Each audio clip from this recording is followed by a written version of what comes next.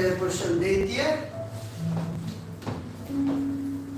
Përshëndetje dhe gjithë atyre që na ndjekin live, prindër, studentë, nxënës, siç u premtuam, sot jemi në vazhdimsi të aktiviteteve tona ekstrakurrikulare me një bashkëbisedim shumë të këndshëm me një mësuese.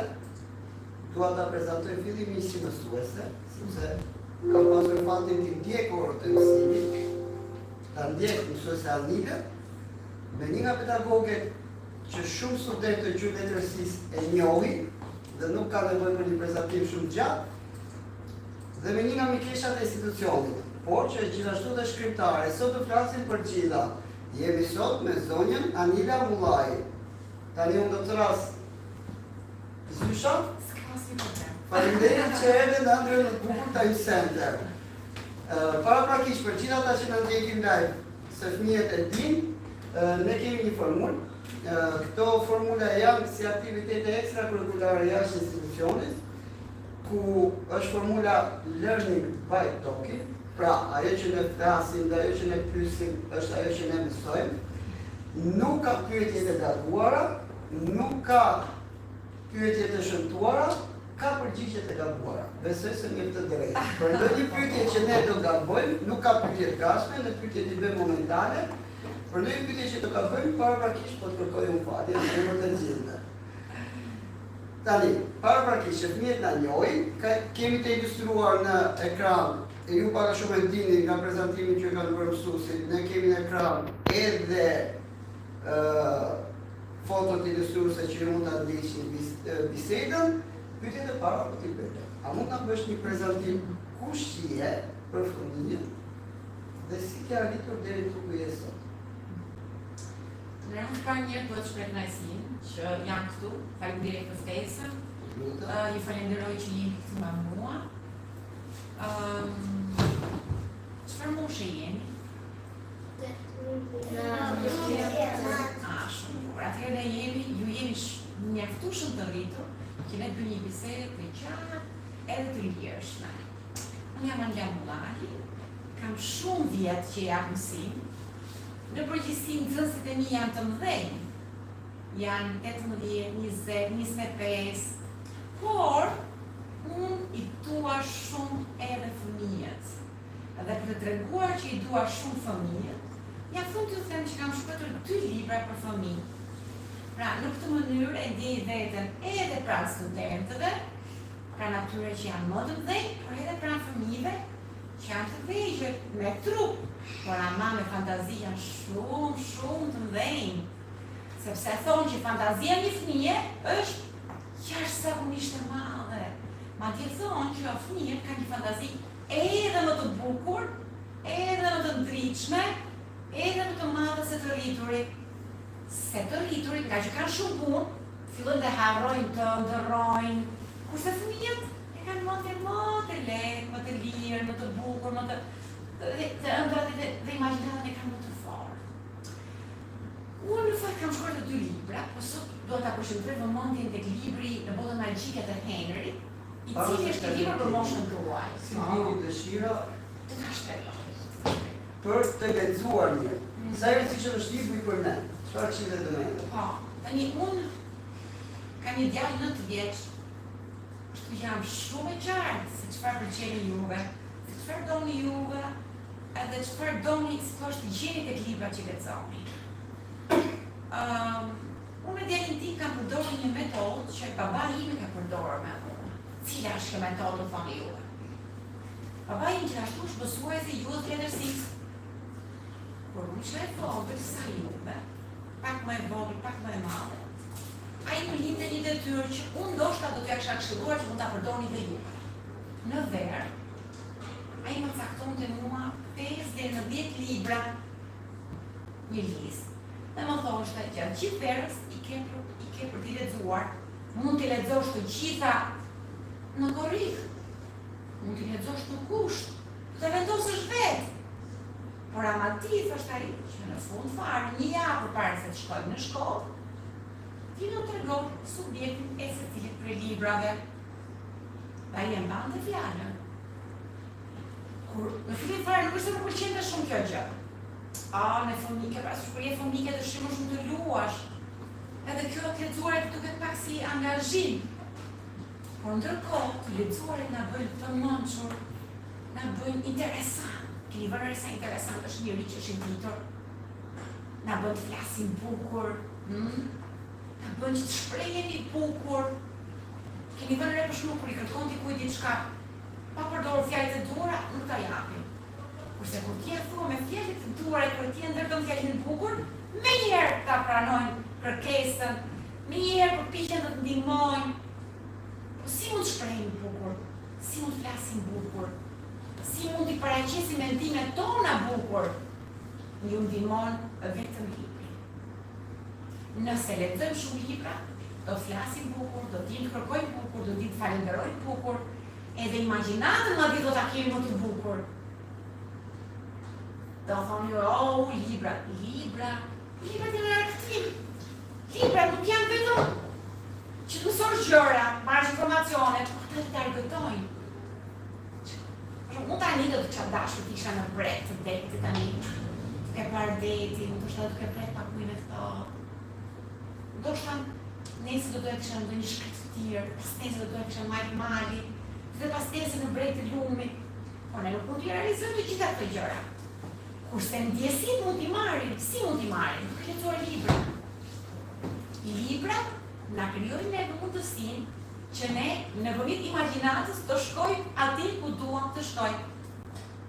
Në përmjet librave për shembull neve mund të plotësojmë dëshirën për të biseduar me kafshët. Kur ne duke lexuar shohim se si një personazh flet me kafshët, ne mund të imagjinojmë, po ne çfarë do të kishim bërë? Çfarë pyetjes do të kishim bërë Luanit, Sforkadës? A do donim të ishim shok me një peshkaqen, me një delfin? A do donim të kishim, mendoni pak, të nëtosh për shumë një delfin? Çfarë mrekullia? Se arrim dot, por ama në përmjet imagjinatës mund të arrim. Duke lexuar një libër, duke lexuar një prallë, ku një fëmijë bashkë me një delfin shëtit në përbot dhe bën aventura pafund, ne kemi mundësi ta imagjinojmë veten në vend të këtij fëmije. Pra, librat janë argëtim, imagjinat, edhe mësoj. Keni thonë në juve për shembull që kur i thonë mos e bëj këtë, mos e bëj atë, është të mërzitet njeriu. Këshilla pa fund. Mos e bëj këtë, mos e bëj atë, libra, nuk nevojë fare të thonë mos e bëj.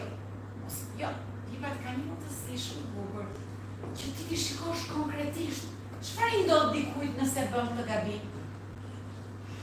Shumë ti, pa qenë vetë në atë rrezik, pa qenë e rrezikuar, ti ke mundësi të shikosh se si një personazh që nuk dëgjon fjalën e mamit dhe të babit, e pëson keq. Pra, ne mësojmë gjëra në librat. Është një mesazh shumë i mrekullueshëm. Dhe po nxjerr gjithë atë emocionin për të gjoja që shpjegoje në orët e mësimit. Por, ju thot babai juaj, në kohën tonë kishim më pak informacion. Sot informacioni është më i madh. Tani, ju e pa në këndvështrimin e fëmijës. Një këshill për prindrit, sa vështirë sot t'jesh prind që t'i rekomandosh fëmijëve të lexojnë librin. Shko, të flasë të drejtën, unë gjithmonë e kam thënë dhe do ta them gjithmonë. Jo vetëm fëmijëve, po prindërve në rast të parë. Në këtë moshë që jemi juve nuk mund të shkoni tek libraria për të blerë një libër. Ju nuk mund të shkoni aty dhe të zgjidhni një libër që mendoni se është i përshtatshëm për moshën tuaj dhe që ju duket. Këtë pjesë e bën prindri. Pra janë prindrit ata të cilët e marrin fëmijën e tyre, edhe shkojnë te libraria dhe pasi kontrollojnë një libër, 2 libra, 10 libra, vendosin të marrin këtë libër për djalin e supervajzën e tyre. Kështu që nëse ne, prindrit, duam që fëmijët tanë të lexojnë, ne vetë në rast të parë duhet të duam që fëmijët tanë të lexojnë. Po si është të duam? Duam në qoftë se nuk vjen libra? Duam në qoftë se ne fëmijës nuk i themi, shko, ka një gjë, unë di që fëmijët më mirë zgjedhin të luajnë në telefon, në iPad. Shko kollaj aty. Aty ka i patën nga vret mundin fare, vetëm shef çfarë bëjnë të tjerët. Problemi është se shkencëtarët kanë zbuluar një gjë, që ato gjërat në iPad nuk ta i zhvillojnë trurin. Nuk ne i zhvillojnë trurin, e para. Dhe e dyta, ato gjërat në iPad ka një problem, ne i harrojmë. Ato informacione që marrim ne aty ke interneti, e disa zgjasin 7 ditë deri në 30 ditë në mendjen tonë. Pastaj ikin. Kurse gjërat që ne i lexojmë në libër, qëndrojnë për gjithmonë aty. Edhe kur ti mendon se e ke harruar diçka, ajo të kujtohet. Dhe kjo nuk është se po e them, po e thon shkencëtarët, është e vërtetuar, të gjitha informacionet që merrni në internet nuk qëndrojnë gjatë, kurse në libër qëndrojnë përjetësisht. Edhe pritrit tuaj e din këtë gjë. Unë nuk po them që juve të mos shikoni në internet. Nuk jam për këtë gjë. Por me orar, kemi një kohë për të luajtur të instaluar në internet, një kohë për të lexuar një prap, një kohë për të parë pak televizor, një kohë edhe për luajtur. Pra ka kohë për gjithçka. Shqetësimi është kur ti qëndron gjithkohë duke luajtur në internet. Në kohën time, ne dilim jashtë, kishim vapor me skallarëve që losnin.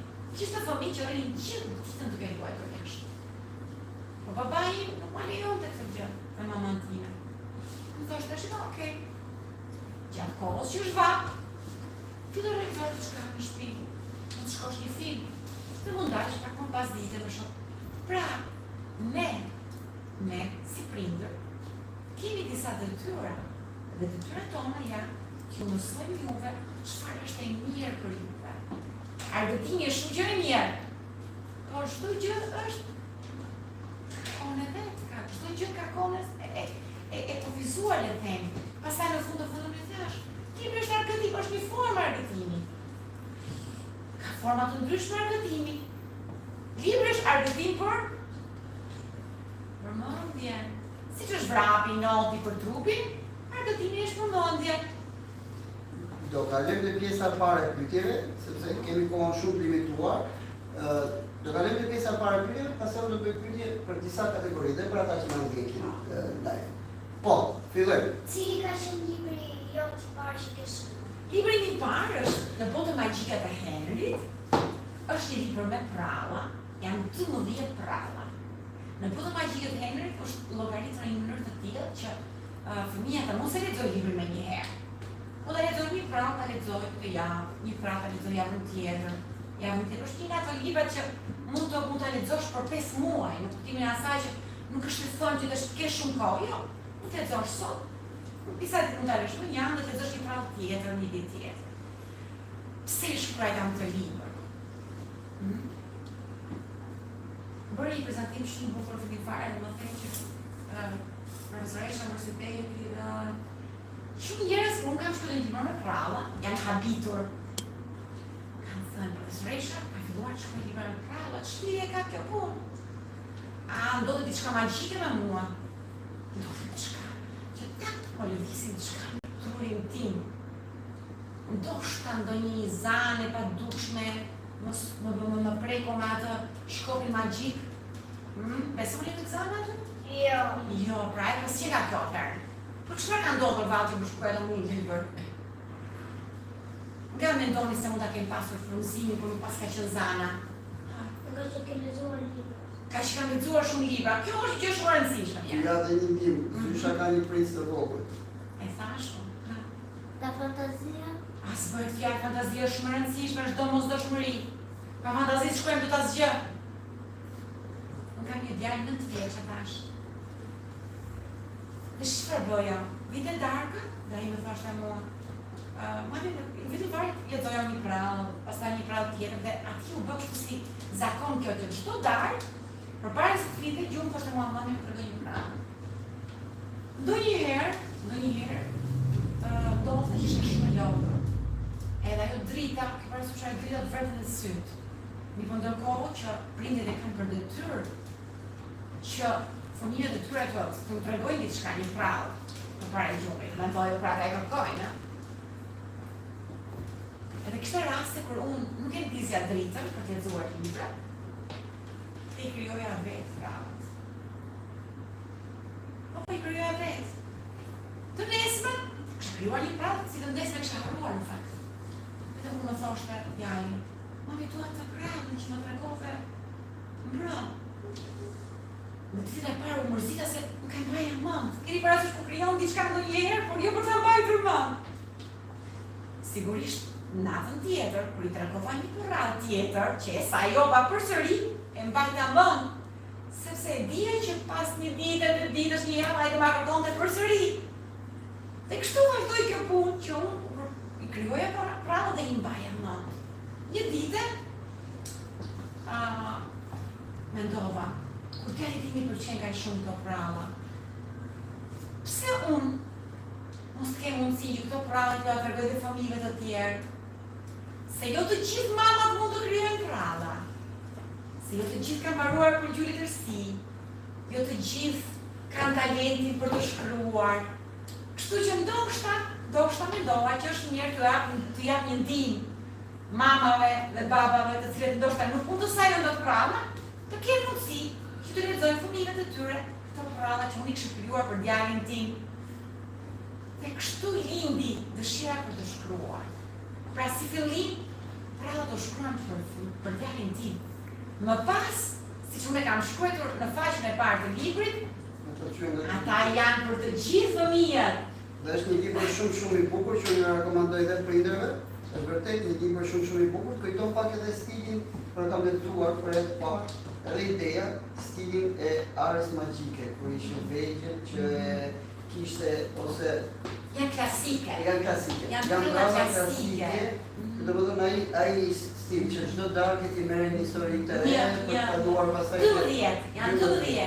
Se 12 muajt e vitit ka pralla për dimër, ka pralla për verë, ka pralla për kafsh, në ujore, ka mund pralla për shumë aty me peshkaqen, me delfin, me oktapod. Nuk e di pse djali im kishte shumë qejf oktapodët. Ju i keni qejf oktapodët? Nuk e di pse ai pëlqente shumë. Ka përshtypjen se e lidhet pak me atë filmin me Squidwardin. Keni parasysh Squidwardin? Keni parasysh me sigurt se ju e pëlqen? SpongeBobi. Është SpongeBobi dhe Squidward. Squidwardi është oktapod. Dhe mendoj që e kishte pëlqimin e ty. Dhe më kërkoj për herë të parë që ti të kërkoj një prallë. Oktapod u habita. Po ja që mama të bëjnë gjithçka për fëmijët dhe unë krijova një prallë për një oktapod dhe për një djalë të vogël të cilin nuk bën shok njëri me tjetrin. Dhe mendoni çfarë mund ta bashkojë një oktapod një fëmijë. Oktapodët janë disa kafshë ujore, të cilat janë për masa të ndryshme. Disa janë për masa të vogla, disa janë për masa shumë të mëdha. Po shumë të mëdha, ju keni parë ato oktapodët e vegjël që blejnë në dyqan. Ka disa oktapodë që thonë se janë edhe më të mëdha se balenat. Imagjinoni se janë balenat. Ka oktapodë që janë më të mëdhenj se balenat. Një i tillë ishte edhe oktapodi i prallës që kam krijuar unë. Ai u zmadhua, dhe të gjithë oktapodët e tjerë kishin filluar ta kishin frikë.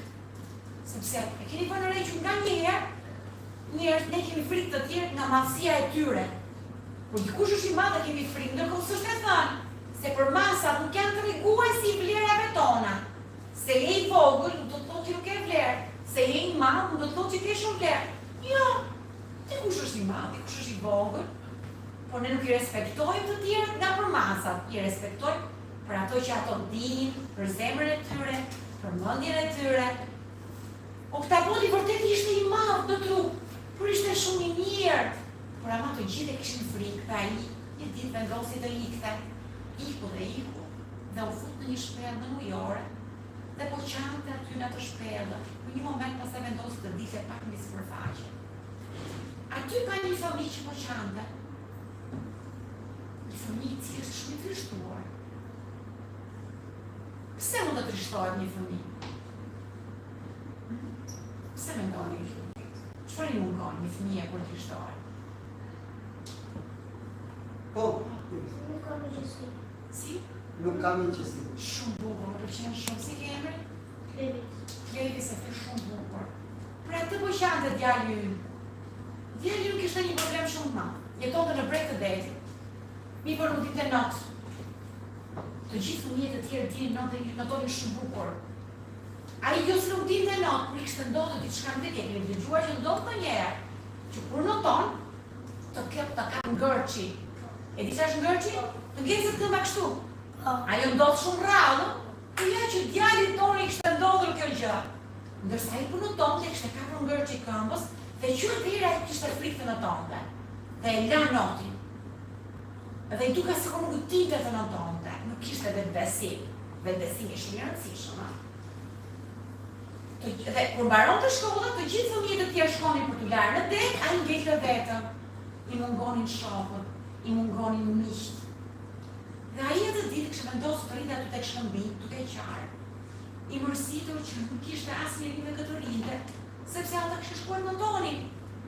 Aty pranë takua me Oktapotin, i cili ishte ashtu dhe ai duke qarë, sepse ai nuk kishte asnjëri me këtë rinte, se vëllezërit e tij, se njerëzit e tij, se shokët e tij kishin frikë prej tij, se ai ishte rritur, e çfarë kishte ai që ishte bërë aq i madh një? Ato u afruan dhe filluan të bisedojnë. Pse po qani tha djali? Ti pse po qani tha apo? Dhe filluan të tregojnë problemet e tyre. Dhe u bën miq. Dhe çfarë mendoni juve se ndodhi pasi ato u bën miq? Ishte me Oktapodi vetmuar? Se kishte një shok. Edhe çfarë shoku? Një djalë i cili tregonte shumë gjëra nga toka. Po djali ishte i vetmuar? Jo. Pse kishte vetmuar, kishte shok një Oktapodi i tregonte çdo gjë që ndodhte në botën e ujore. Po, Jo vetëm kaq. Jo vetëm kaq, si një gjë tjetër. A mendoni se djali nuk kishte në probleme me notimin? Kishte një shok një Oktapod. Ai jo vetëm mësoj të notonte, si për në toko, edhe madje të zhyte e thellë. Këtë bëjmë pravat. Na mësojnë çfarë është miqësia, na mësojnë çfarë duhet ta duam njëri tjetrin, ta respektojmë njëri tjetrin. Na mësojnë se si ta ndihmojmë njëri tjetrin dhe të mos dhe kjo ndihma që jap njëri tjetrit na bën të kemi miq, na bën të ndihmojmë njëri tjetrin. Kjo është vetëm një pravë. Unë vendos sot t'ja tregoj këtë prallë, pra atje janë dhe 11 të tjera. Ka pralla me njerëz, ka pralla me kafshë ujore, ka pralla me kafshë ylli. Mendoj që janë pralla që do t'i pëlqejnë. Pse e them këtë gjë? Sepse i kam shkuar ato pralla duke u nisur nga djali im. Çfarë i pëlqen një fëmijë? Çfarë do një fëmijë? Çfarë i intereson një fëmijë të lexojë, që të ndjehet mirë? Klevi se pe, Klevi se si ta? Duhet miqësia, duhet shoqëria Klevis. Edhe mos mendoj që e ka vetëm fëmijët këto. Edhe ne kemi shoqërinë dhe miqësinë njëri me tjetrin. Ja përpara se sa fillonim këtu për shkak, ne bëmë një bisedë. Njerëzit kanë dëshirë të flasin, të tregojnë gjërat e tyre, të mësojnë nga tjetri. Mirë po, kur jemi pushime verore, për shkak që shokët i kenë në shkollë. E ke mikun? Kush është miku? Kush është miku? Libri është gjithmonë miku me libri. Vazhdim, pyetje. A keni një pyetje për mua? Pa emocione, çfarë pyetje të doni ju? Shpejt. Unë jam shumë e dashur dhe shumë e hapur se thash. Por më pyesni jo, më duket se po pyet djalin. Po. Cili është libri i tij preferuar? Nga gjithë librat për fëmijë? Nga gjithë librat për fëmijë apo nga gjithë librat për Jo, përgjithësi? nga gjithë. Nga gjithë ato përgjithësi. Unë do të koncentroj te librat për fëmijë, se librat e tjerë që keni lexuar edhe janë shumë vështirë për ju. Po unë për shkakun kam qenë e vogël. Pa i mend që një libër që ka shënuar në mendjen time, është një libër që më duket se është përkthyer edhe tani, është një libër Jim Kopsa dhe Lukas Makinisti. Michael Ende, shkrimtari. Është një libër që mua më ka pëlqyer. Ishte për një lokomotiv. Një lokomotiv që fliste me një djalë. Gjallë është vëlloj, domethënë një bisedë, një miqësi që krijuar mes dy lokomotive dhe një fëmijë. Ajo ishte një libër që mua më ka kishte pak një ilustrime shumë të bukura. Edhe për shumë, librin e botë magjike të Enit është një mbushur plot me ilustrime. Dhe kur e shkruaj atë librin dhe çova për ta botuar, kërkova një piktor. Kërkova një piktor dhe ato shkrimtuese më thanë, po shikoj sa piktori është, pak e vështirë për ta gjetur, i thash kërkoj një piktor. Se unë e di tash që fëmijët ka nevojë që të mundësitë imagjinata, ka nevojë që të kenë edhe disa imazhe, disa time. Edhe i thash këtë që nuk kam qenë e vogël, thash kam lexuar këtë librin Jim Costa dhe Lukas Makinisti dhe një nga arsyet që më ka pëlqyer shumë ai libri është sepse ai kishte vizatime jashtëzakonisht shumë të bukura. Dhe unë lexoja, dhe ato vizatimet më bënin mua që të futesha në një botë krejtësisht imagjinare. Sepse fëmijët kanë shumë nevojë që ato vizatimet i kenë bashkë me fjalë, me që të gjithë lexoni shumë mirë. Gjithsesi, vizatimet, ato ilustrimet janë shumë nevojshme për ilustrim për fëmijë. Pastaj më pëlqen shumë dhe Liza në botën e çuditërave. Shumë ka pëlqyer kjo Liza në botën e çuditërave. Nuk e di pse imagjinoj gjithkohë sikur ishte një Lizë. Edhe nuk e di pse imagjinoj se unë isha Liza, edhe isha në një fush, edhe pastaj aty të rapoja dikë, dhe pastaj aty të filloj një aventurë dhe gjithmonë nuk e di e imagjinoj vetëm si një Lizë. Ndoshta edhe nga që kam të flokët e verë, atëherë kisha një plura, kisha më të shumë. Edhe gjithmonë nuk e vedë pak si Kohën tonë ka qenë edhe filmi në orën 10, edhe të shte Po, ta shikoni, ishte shumë i bukur. Ja këtu të libra për shumë ndaj më nga fëmijë, pastaj, nuk i për libra këtë fëmijë. Por u vrita për shumë, për qëllë është verë pastaj. Të e shumë roman fantastiko shkenore. Për gjitha ta që në ndjekin, e di për çfarë jam i lutur, se ne tu në Time Center, me gjithë respektin e modestisë, kemi nisë një traditë për 12 vjetës që promovojnë librin, por nëpërmjet intervistave i kemi përfshirë të gjithë, sepse është edhe prindërit, është shumë rëndësishme. Se si që keni thënë rejtë për prindërit i kemi folur shumë herë. Ndërkohë po flas me ju, po ndërkohë po flas me prindërit. Është institucion i të gjithë dhe kemi krijuar një bibliotekë virtuale nëpërmjet të kanalit tonë YouTube që nesër brezat e ndryshëm të lexojnë dhe të dëgjojnë mesazhe, të eksplorojnë, pra siç e kanë gjithë katedrat botërore prestigjioze. Dhe po më pëlqen sepse të gjithë studentët e tu, ose edhe ata që mund të ndjekin tani, po shohin një profesoresh tjetër. Një variant tjetër. Se profesoresha Mila ndryshe flet me ju, shumë e ëmbël me ju, shumë normale po jo. dhe ndryshe flet me ata që jetë mësim. Pra, kuptimin e mirë të fjalës. Pra, shpjegon me shumë pasion, por ndryshe. Nuk besoj se kam dëgjuar ndonjëherë profesoreshën duke treguar prava në auditor. Ka një gjë. Pra, po shohim para fëmijëve. Kur para fëmijëve, këti se që kemi diçka brenda vetes. Dhe në fëmijët tonë brëndshëm.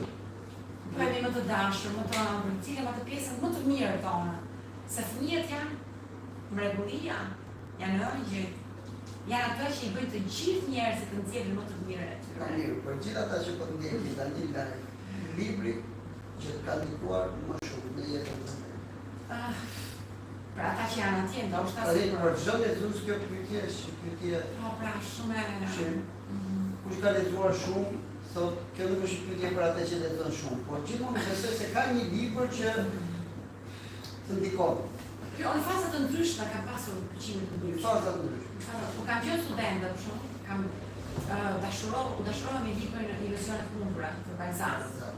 Sepse aty është flitet për rini, flitet për ato ëndra, për ato dëshira për të ndryshuar, për të realizuar dhe ato pamundësitë për të realizuar. Më pas dashurova me një libër tjetër që është libri i vështirë, Dostojevski, Fyodor Dostojevski, që ishte një libër i cili më bëri të futem në disa skuta, cilat rralli eksploron dhe njeriu vetë. Janë ca skuta ku njeriu i lësin në njanë, ato në dyshja dhe në dyzime. Dhe besoj gjitha dashurinë e madhe për besësimin e Rusës. Pa diskutim. Unë e dashuroj për shumë edhe Baudelaire. Kur vjen puna për poezi, unë dashuroj poezitë e Baudelaire, pozat poetike të Baudelaire, për mua janë magjishme. Ndryshon. Ka një rejtor, por gjithsesi, gjithmonë klasikët. Gjithmonë janë për klasikë. Jo se nuk e lexoj letësi bashkore dhe du shumë letësi bashkore, po sa më pëlqen shumë letësia shkollnizet, më pëlqen shumë Virginia Woolf, por Nuk e di, më shumë janë të letërsia shumë në 19, ndoshta një nga fakti se atë lëndë janë në universitet. Dalim pak letërsia shqipe, që do të bëj para si lexuese dhe pastaj do ta bëj pyetjen si profesioniste. Çdo adhurues i letërsisë besoj se ka një pemë të fshehur, që letërsia shqipe, gjuha shqipe, që është pemë, ka shumë perla brenda saj, nuk ka një Nobel.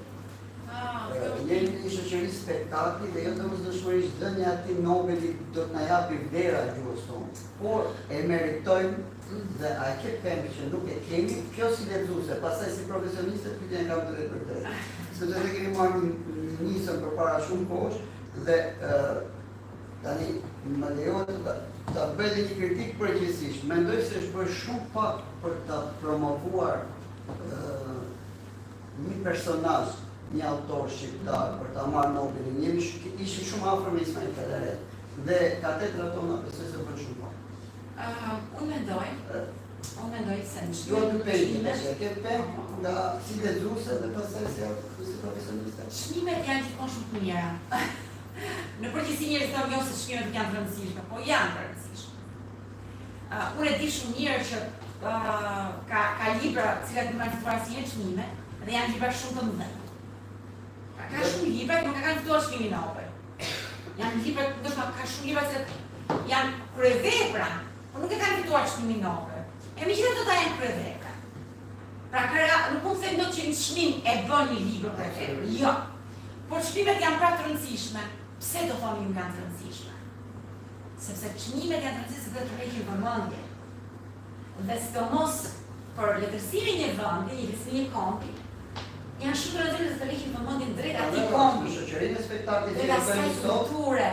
Një çmim Nobel për shembull për një vend, të rrejë vëmendjen e gjithë botës për atë vend, për kulturën e atij vendi, për letërsinë e atij vendi, edhe jo vetëm kulturë, por edhe në turqisën pikon. Në kuptimin e asaj që një shkrimtar që ka dalë nga një vend tjetër tregon një nivel kulturor të caktuar, clar.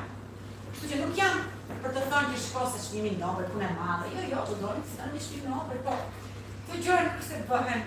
Nuk se bëhen. Si lexuese e ke pemë? Do kisha dashur shumë, do kisha dashur shumë, e kam pritur shumë të fitonte në zonë galeria si shumë veta. Por që ne të shpresojmë. Ne të shpresojmë një moment të dytë. Si profesioniste kemi bërë pak? Çka? Ti bëjmë sa kritika. Dëgjon, përse vetëm nuk them se kemi bërë pak. Nuk ka lidhje me bërjen pak tonë, jo. Se do të smendë një pyetje. Arsyen se mendoj unë që duket se kemi bërë pak. Duket se ka lidhje me gjuhën. Gjuha shqipe është një gjuhë e mrekullueshme. Ka diskutim, por ne të gjithë thuar gjuha më e bukur në botë. Se është gjuha e mami, gjuha me cilën vetëm jemi mësuar të flasim dhe shprehim gjithë ndjenjat dhe mendimet tona. Por ka diçka që gjuha shqipe nuk është të flitet nga një numër i madh banorësh. Pra po tim dhe shqiptarët flasin që në Shqipëri, në Kosovë, Maqedoni dhe le të themi të shpërndarë në Evropë dhe në botë, është një numër prapë i vogël. Krahasuar me shumë me gjuhë siç është anglishtja, frëngjishtja, italishtja, të cilat duke qenë se fliten nga shumë njerëz, edhe kur votohet një libër atë gjuhë fiton më shumë thamë. Kështu që kjo e të shkruarit në gjuhën anëtare, ndoshta ndonjëherë e ka bërë kjo gjë. Ndonjëherë ka bërë, por patëm një personazh i cili për pak ditë për një vit që është larg ai, patëm një autor dhe një personazh që është përkthyer në 120 ca. Këtë do ta thosh, unë mendoj që ne duhet të bëjmë më shumë për këtë. Tani, do thuash që është shumë bukur që e kishim Ismail Kadaremin dhe ishte përkthyer në pothuajse në gjuhët, në gjithë gjuhët kryesore të botës, dhe nuk është e fitoj çmimin. Kjo nuk do të thotë se fitoj çmimin Nobel dhe do ta fitoj dikush tjetër. Kështu që unë mendoj që ajo që ne mund të bëjmë për promovimin e letërsisë tonë është sa më shumë përkthime. Sepse përkthimet e bëjnë të mundur që edhe ai që është francez, anglez, amerikan, ai që është kinez, ai që është gjithë aziatik, që nuk do të mësojnë gjuhën shqipe për të lexuar letërsinë shqipe. Mund ta lexojnë letërsinë shqipe në gjuhën e tyre. Kjo është ajo që mund të bëjmë.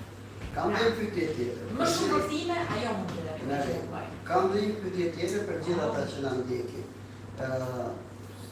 Sepse janë pyetje pasionante që mirë mund të bëjë një profesionist. Mund të bëjë një profesionisti. Unë mendoj, personalisht e kam shprehur gjithmonë, që ne për shumë gjëra i kemi hyrë në hak vetes tonë, po mbi gjitha i kemi hyrë në hak me kongresin e famshëm që e lanë Ngegrishten dhe sot po mbasin Ngegrishten. Pyetja e parë. Kemi bërë mëkat me Ngegrishten dhe apo vazhdojmë të bëjmë mëkat që besoj e marrë veç që kote fundit dhe lahutën e kemi heqë nga Bunikida. Si profesioniste. Lahutën do ta heqim se ne jemi pikërisht në punën universitetit dhe jemi aty ku letem nuk ta kemi fjalën në dëgjoj fjalën, edhe s'po një gjithas pishta as lahuta. Madje programet shkollore janë duke u bërë në mënyrë të tillë që të vlerësojnë shumë dialektet. Të vlerësojnë dialektet edhe në është një jo e fortë të gjithë atyre që thoshin për shumë ta e marrë lahutën e Malësisë edhe ta ka lënë pranë gjuhës letrare që ishte skandaloze, gjë e papranishme. Sepse ne nuk mundi të ndryshojmë asgjë e librave që kanë shkruar shkrimtarët. Dhe të lexojmë librat ashtu si kanë shkruar shkrimtarët. Nuk mund të ndryshojmë, nuk mund të thjeshtësojmë. Për sa i përket të mora vetëm nga u disa. Për sa i përket vendosjes së një, si thua, një standard. Në çdo vend të botës, ju siguroj për këtë, është vendosur një standard. Është bërë një kongres dhe është vendosur një standard i cili për litës e vërtetës është diçka që ka qenë punë administrative. Është vendos njëri nga dialektet që duket sikur fliten më shumë. Por unë do thosha që nuk mund të themi që kemi bërë një gabim të madh fare atëherë. Që kemi vendosur një standard. Se standardi na ndihmoi, por unë do kisha thënë këtë. Atëherë do të ishte Ngegrishten do të kishte marrë më shumë elemente. Pra gjuha standarde, pra në përcaktimin e gjuhës standarde, do të ishte marrë shumë më tepër elemente nga Ngegrishta sa e marr. Sepse ka disa forma folklore shumë të tepra Ngegrishte të cilat ne i përdorim për ditë, pse mos jemi shumë letrare. Nuk e bëm atëherë, nuk e kemi vendosur standarde. Se nuk kopjojmë Spanjën, traditën e një mbretërie, e cila ure mos kem gabim, po unë e kam ndjekur shumë mbretëri spanjolle, çdo një vit ata dhe fjallori britanik. E pasurojnë fjallori me fjallë, me... Bëjnë kongres, bëjnë studimet të mirëfirta dhe bëjnë vetë korrigjimet vetes. Ndërsa ne kemi mbi 50 vjet që bëjnë spektakël. Konferenca bëhet, por unë kam kuptuar një gjë. Bëjnë konferenca për dalë Instagram, që themi nëse do ta mbash një dialekt gjallë, gjë më të mirë se shkrimtarët nuk ka. Mund të bësh një konferencë. Ti vendos të sa gjëra atje. Por nëse nuk i përdori, ngelen atje. Shkrimtarët, po të shikosh mund ka shumë tani për shkak ka shumë libra të cilat shkruajnë në Ngegrishtë. Një pjesë shkrimtarë vendosin të shkruajnë gjuhë letrare, një pjesë vendosin të Ngegrishtë, një pjesë ka një dyskërisht. Pra, tani mua më duket se është pikërisht kjo liria që i bën breza të jenë më pranë. Atë të them diçka për shumë qurore kam bërë në gjimnaz, kur isha një zënëse, lahutën e Malësisë për mua ka qenë shumë e vështirë për mua dhe për gjithë shokët e mi të gjimnazit, na lexojnë lahutën e Malësisë. Tani unë shoh që, duke qenë se kishta bëhet kudo, bëhet qënën vjeçare, bëhet në gjimnaz, bëhet në universitet, pra nxënësi fillon edhe veshi fillon dhe i mësohet me të dialektin dhe formë. Kjo është mendoj që është mënyra që mund na çojë në vlerësimin e formave të Ngegrishtes. Më dëgjon. Konferencat janë të mira, por janë kaq të fillzuara sa nuk është se kanë një tim të madh. Kurse librat që shkruajnë shkrimtarët kanë një efekt të jashtëzakonshëm të mirë. E dini ju për shembull që sa më pëlqeu ajo që the pasurimi i fjalës ose shkrimtarët janë e kanë si zakon të që përdorin në librat e tyre fjalë që përdorin shumë pak, ose që i përdorin krahin, ose i përdorin për shembull mamë, nëna, gjyshërit. Pra përdorin disa fjalë, të cilat nuk i përdorin për ditë, nuk i përdorin për ditë. E ke vënë re për shumë, e ke vënë re për shumë që kur ti e lexon një shkrimtar e fikson me njerë, dhe fillon e përdor. Letërsia është ajo që na e pasuron gjuhën. E keni vënë re juve për shumë që kur lexoni një libër, filloni përdorni fjalët që keni lexuar nga një libri, ja kjo quhet pasurimi i gjuhës. Dhe unë mendoj që nëse shkrimtarët shkruajnë Dhe ka gjeri tash të shkruajnë do të dialekte. Unë kam shumë kënaqësi dhe ti di që në bazë që nuk kemi replikuar, është shumë kënaqësi të flas me ti sepse të quajmë keq. Pavarësisht se jam nxënësi juaj, ideja është ne nuk kemi shumë kohë, por në time center në shtëpinë tënde do të bëjë një pyetje sa për kasmuar ata që na ndjekin online. Sepse kam qejf t'ia bëj pedagogë këtë pyetje gjithmonë. A mendon se është një mod të rejnë në kohët e fundit që kam master, kam diplom, kam këtë, kam atë. A mendon që e kam thënë gjithmonë një shembull, kur u quan të protestë shqiptarët e Kosovës, shkoj lajmi ke Josip Broz Tito dhe politikisht nuk kemi ishte, dhe i tha çfarë kanë këta që bëjnë Romun, duan shkolla shqipe i tha. Shumë bukur, hapini shkolla, diplomojni, po mos i shkolloni. Apo bëjmë këtë në Universitetin e Tiranës? Mund të them që në ato vitet e përmushme, mund të ndodhur edhe vedeni se që një moment masiviteti, ku gjithë donin të bëjnë në shkollë, edhe masiviteti s'është asnjëherë mirë. Kurse tani unë mendoj se ata që bëjnë një shkollë kanë një objektiv. Të bësh një shkollë, çfarë do të bësh shkollë? Do të lexosh libra, do të mësosh, të marrësh teori, nuk do të marrësh diploma. Nuk do të marrësh kartona, për shembull, shkoni ju për të bërë mësim, në qoftë se mësuesja juaj nuk di t'ju shpjegojë mësimin. Juve do jeni të kënaqur, do jeni të patitur. Do gënjen veten e parë. Dhe më një herë do të duket qartë që mësuesja juaj nuk di. Dhe pyetja e parë që do i bëhet është, po kjo mësuesja nuk ka mësuar në shkollë? Jo, nuk ka mësuar. Kështu që unë them që kjo është në radhë para përgjegjësi personale. Kur ti vendos bësh një profesion, duhet të jesh profesionist i mirë. Ka nevojë Universiteti i Tiranës, sistemi arsimor, ka nevojë për një shkollë. Çdo gjë ka nevojë. Çdo gjë. Pyetja përmirësime ka gjithmonë. Pyetja fundit se di që ke mësim dhe do të liroj. Një mendim për time center. Unë kënaqem shumë që kur hyra një herë, unë kënaqem shumë që këtu ka një ambient kaq të gjerë. Që klasa, çdo gjë në vendin e vet, qetësia, më pëlqen. Ajo që më pëlqen më shumë nga gjithë janë fëmijët. Dhe mendoj që ndoshta këto fëmijët janë kështu të tjerë sa vinë në time center.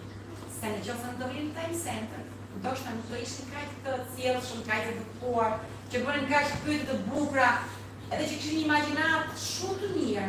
Se vura re që imagjinata juaj shpesh herë përputhet me imagjinatën time.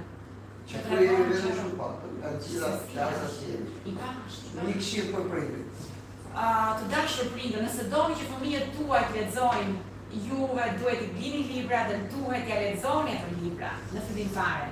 Më pas keni për ta parë që mbas e keni lexuar një natë, 2 natë, 10 natë juve, dini që mbas 2 javësh ata do t'i lexojnë vetë librat. Por duhet t'jeni juve që t'jepni modelin e parë. Fëmijët nuk mund të vendosen cili libër është i përshtatshëm për ata. Jeni juve ata që vendosin çfarë librash janë të përshtatshëm në moshën tuaj. Fillon me ju. Pastaj gjithë tjetër fëmijët do të lexojnë vetë. Një mesazh të fundit. Fëmijëve. Është gjithë kjo verë përpara. Nuk ka thash shkolla të punë në internetit. Asgjë nuk mbani mend nga ato gjëra që shikoni në internet. Gjithë ato po e humbur kot. Kur vjen puna tek librat, asnjëherë koha nuk është e humbur kot. E lexoj një libër sot, e mban mend që në pas 10 vjetësh, edhe në pas 15 vjetësh. Po. Do vi një ditë kur juve të jeni bërë vetë prindër, edhe do i thoni fëmijës tuaj, ua, këtë libër e kam lexuar kur isha 7 vjeç, kur isha 8 vjeç, kur isha 10 vjeç. Kështu që bëni në jetën tuaj gjëra të cilat mbeten.